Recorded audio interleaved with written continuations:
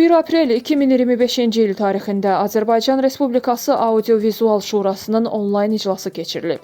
İclasda Kanal S televiziya kanalında yayımlanan Sözün bitdiyi an proqramının 28 mart tarixində saat 11:00-12:46 efirə getmiş buraxılışında aparıcının səsləndirdiyi fikirlərin qanunvericiliyin tələblərinə uyğunluğu müzakirə olunub. Müzakirələrdən sonra proqramda media haqqında Azərbaycan Respublikası Qanununun 14.1.4-cü maddəsinin tələblərinin pozulmasının baş verdiyi ilə bağlı ümumi nəticəyə gəlinib. Aparıcı tərəfindən səslənən fikirlərdə etik davranış normalarından savayı gender bərabərliyi, hər hansı bir ayrı seçkiliyin təbliğinin yol verilməməsi ilə bağlı qanunvericilik tələblərinin kobud şəkildə pozulması aşkar edilib.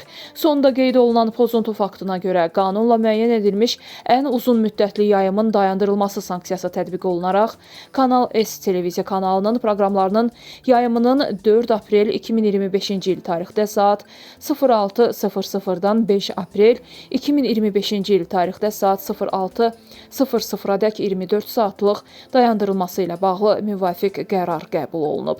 Həmçinin Kanal S MMC-nin rəhbərliyindən aparıcıların media haqqında qanuna uyğun fəaliyyət göstərmələrinin təmin edilməsi tələb olunub. Bir sıra sosial şəbəkə istifadəçiləri Audio-Vizual Şuraya müraciət edərək bəzi televiziya proqramlarının bağlanmasını, hər hansı televiziya kanalının aparıcısının işdən azad olunmasını və ya efirdən uzaqlaşdırılmasını tələb ediblər.